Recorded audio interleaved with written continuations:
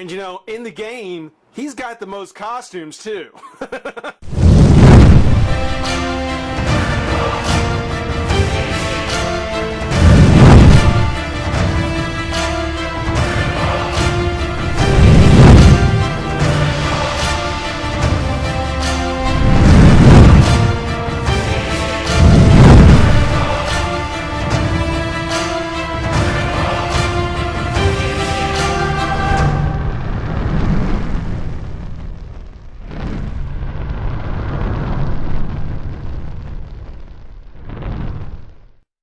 Hey, friends and revolutionaries!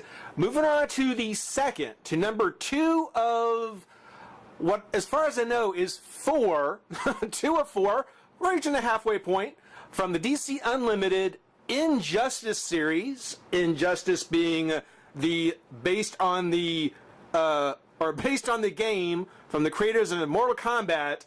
I speak of Injustice: Gods Among Us. Which, just like I pointed out with Superman, it's got the bullet in there.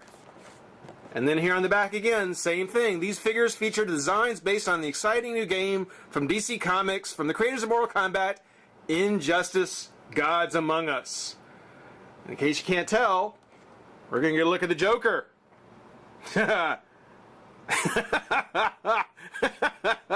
Okay, and I just read everything that was in the background there. Sorry, I had a little bit more I had to finish. But the Injustice Joker. Superman we were taking a look at. Again, Green Lantern, I think, is still on the coming soon. I've been checking different online retailers. I think he's still on the coming soon. But there is one other Injustice-based figure that is out there that I don't think they have the special little logo for. But we'll get a look at him next. We'll look at him after this. But for now, we're taking a look at the Joker. And he comes in the traditional Unlimited packaging. You know, when first seen in the Batman Unlimited series, and has just been carried over for all DC comic-related stuff now from Mattel. Which I don't know. I'm kind of up in the air about. I remember when the DC Classic series was out, and then they came out with Public Enemies.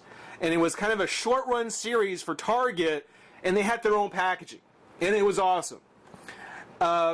It's interesting. Mattel has kind of gone from different kind of packaging for all the different lines to basically one kind of packaging for all DC figures. Retail-wise, for retail stuff. Cost-cutting measure, definitely. But yeah, it loses a little charm when the fact that all DC figures came in the same package. It was kind of nifty to get different DC lines, different DC Mattel figures, and different kind of packaging. It's kind of a treat to kind of see a different kind of package. But that's a minor thing. It's a little thing I noticed about it. And how now all DC Unlimited or all DC related stuff from Mattel all seems to be coming in the same kind of packaging. Yeah. Adult Collector. Of course, it's got the air holes because it's by Mattel. And no, it doesn't have a little question mark. I was hoping. But there is the portrait of the Joker, same as here on the side. Under the write-up, and I don't think I read the write-up for Superman. Maybe I did. Yeah, I did. I did. Some of it, at least. But real name unknown. Occupation professional criminal. Location Gotham City. Powers and abilities, skills, homicidal maniac, the Joker Venom, and employs various weapons.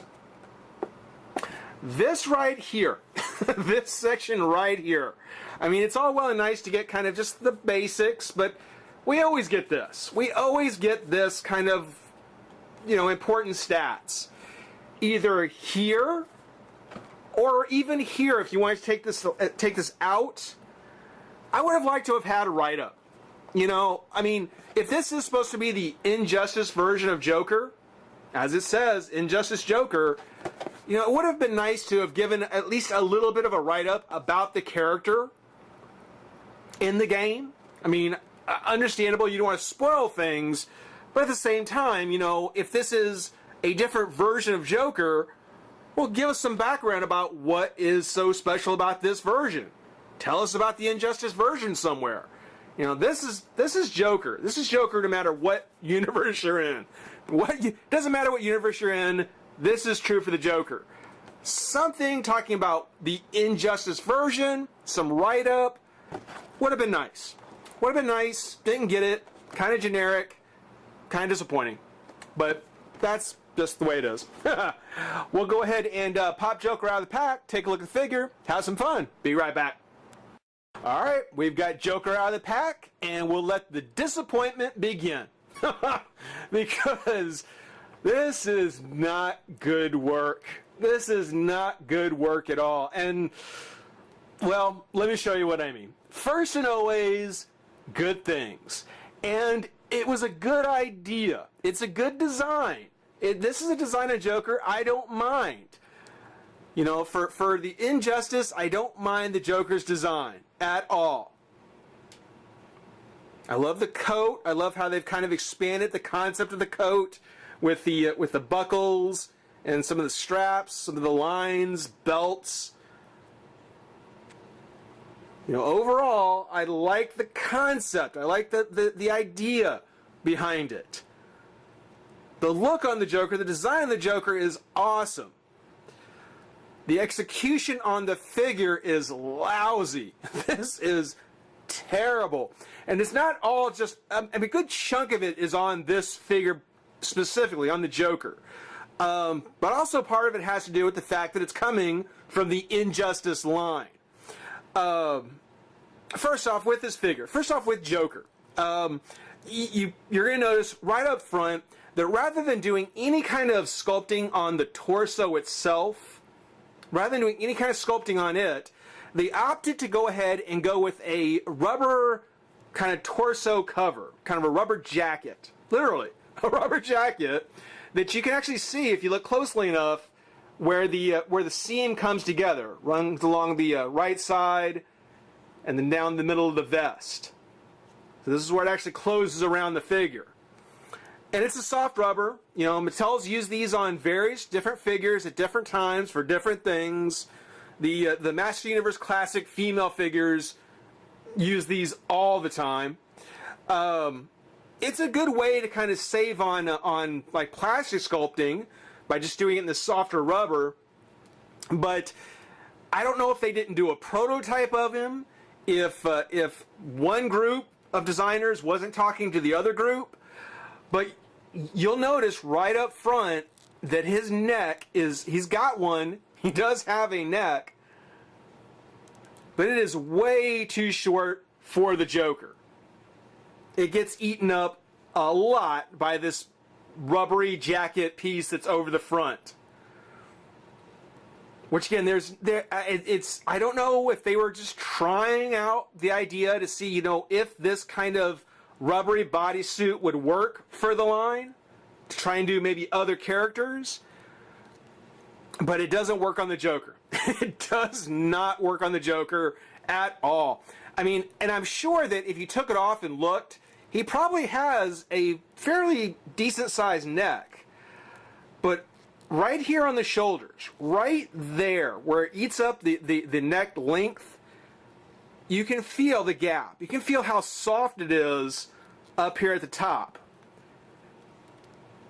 And I think it's because the way the shoulders are sculpted, it just doesn't come down. You can pull on it, you can try and pull on it, but it will not come down far enough to rest on his shoulders, and it just lifts it up and eats off that neck so that, yeah, he's got a real squat look to him. It's a real squat look on the Joker. That neck is terrible. This whole design should have been scrapped. And they should have just gone ahead and gone with a regular sculpting of the plastic. Just a regular jacket like they would have used, a vest overlay like they've done in all the others. Where's an example? Like the Wave 10 Joker. You know, just that jacket piece here. So the tails are in the back, and then sculpt at the front with his vest, the collar, and the neck all being part of the main figure, and just leaving this jacket piece as is. But rather they went ahead and sculpted the entire jacket, save the sleeves, but the entire jacket so he'd wear it, and it's just it's It's off. It's bad. It is bad. It is not good work. And that's disappointing. Because again, I like the design of the Joker. I think he could have been done fairly well. The face is sculpted fairly nicely. I think the eyebrows could have been a little bit better. You know, I'm always a bit more of a fan of the more manic Joker smile, the wider smile that really kind of goes up across his face. You know, the one where it's just some guy smiling with the red paint extending the grin up like that. I mean, it worked for Heath Ledger, but yeah, I never really cared for that design. I mean, they used it here in Injustice. It's been recreated on the figure fairly well. I've never been particularly fond of it, but that's just me. That's just me. The hair, it's got the wild hair with the nice green in it. Nice paint applications on the green, the lighter and the dark. That's good. I like that. Again, the sleeves. I like the sculpting on the sleeves and the gloves. The pants are pretty plain. Nothing special about them. The shoes are nice. Decent sculpt on the shoes. Just, you know, overall, I think there's a lot this figure could have been. And as I said, for one reason or another, just there was something not working right, not working together. And that's really disappointing. Now, along with that being said, the other thing that really drives me nuts about these unlimited figures, Superman and now the Joker, is the articulation. I mean, these are certainly not DC classics. You know, these are nowhere near that. These certainly are, like I said, more like movie masters. The articulation in the head, it's got fairly nice articulation. I mean, you can lift his head up, and you can see he's got his neck there. I guess if you want to have him looking up at the sky for Superman, if you want to pose him like that, that's not too bad. But anything else just doesn't quite work, really. Not really. So the ball joint, the ball jointed head, fine, like it, that'll work. The shoulder, the elbow or the shoulder comes up and out, comes out pretty far too. But there's no twist of the bicep. Just like Superman, there's nowhere you're going to turn the arm across the body. There's the bend at the elbow, and there's again that twist here in the forearm, which is pointless because there's no reason to have a twist here considering you've already got a twist in the hand. If the hand had not had a twist in it, then yes, this would definitely have been necessary. But because you've already got it here, this should have been moved up to here. He should have moved it from the forearm up to the shoulder. There is the hinge at the wrist, which you want to be careful with. I always kind of wiggle it little by little until eventually it moves. So be kind of careful with that joint. There is a twist at the waist. Does twist. No crunch. No crunch. And, you know, if there was a crunch, I might have forgiven the oversized jacket, the fact that it doesn't sit real well on him. If there was a crunch, you might have made the argument that you needed it that way for the crunch. There isn't one. There is no crunch. So, sorry, you don't get the pass for this jacket being just kind of a little too big in certain places. I'm sorry, doesn't work. Legs come up and out. And one thing I didn't mention on Superman was that here on the hinge, if you look at the leg, you don't see the hinge on the outside of the leg. It's actually been covered up as part of the sculpting. So that's actually nice. I like that. I like the fact that we don't see that one hinge there. You know, you can still see where it moves back and forth, but the in and out's been covered up. That's actually pretty cool. That's one of the good things. There is the twist here at the thigh. I can show it to you. There you go. Actually, let me show you this side. On this side, there's a twist at the thigh. There's a bend at the knee, which is a little tight, but there's a bend at the knee. And I didn't see if Superman had this, but for any figure that does this is completely ridiculous. There's a twist here at the thigh, but just like there's a twist in the forearm, there's also a twist on the lower leg. That's just goofy. I mean, you've got a twist right above the knee. You can then bend the knee and then twist it to the side. When my figures come out of the... Whenever I have a figure that looks like this, if they come out of the pack and they look like this, that usually tells me I've got to put them under hot water and straighten them out. I don't try to get my figures to look like this. I don't see any reason why you have to have two hinge joints, one right above the other, and one of them having the knee bend in there. I don't understand that. I do not understand that at all. What possible type of pose could you have with two swivels that turn 180 degrees anyway? They both turn all the way around. Why do you need one right above the other? I don't get it. I don't get that, and I don't get this. I mean, I don't know if for some legal reason they had to change how the articulation or how a figure is articulated from their classic line. They can't be the exact same kind of articulation.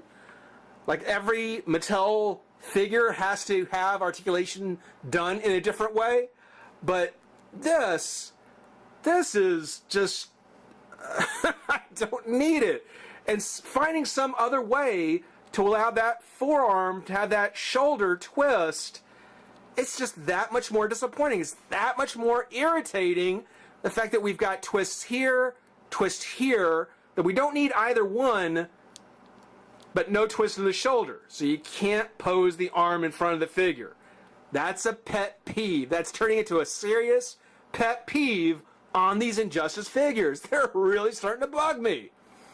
Lastly is the shoes, and you can see on the ankle, there is a hinge at the ankle. It doesn't move too much, but it is there. Nice pointy shoes. Nice pointy Joker shoes. For the most part, again, the design is nice. I mean, he has a fairly unique kind of Joker. The color's good. I like the purple. I like the darker purple with the lighter. You know, I'm glad that it's not all sharp colors. It's kind of toned down with darker colors. I like that. But there's just too much going on this figure for me to really put it as one of the better Jokers out there. Are you going to want him in your collection? Absolutely. Absolutely. He's the Joker. You're definitely going to want him to have him in your collection. But, you know, is he going to be the best Joker you have? Probably not. Probably not. But still worth picking up if you can find him. Everybody, hope you enjoy watching. Rate, comment, subscribe, join the revolution. We'll see you soon. Bye-bye.